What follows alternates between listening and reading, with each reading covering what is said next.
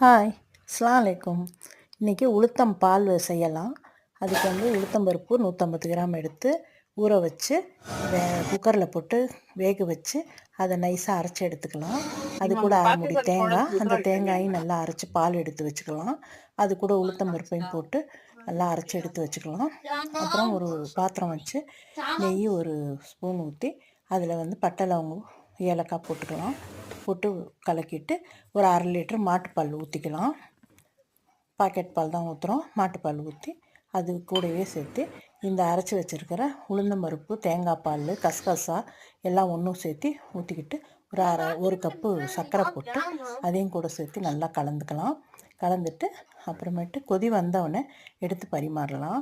இது ரொம்ப இடுப்புக்கு நல்லது. குழந்தைங்களுக்கும் கொடுக்கலாம், பெரியவங்களும் சாப்பிட்லாம். இது ரொம்ப நல்லது.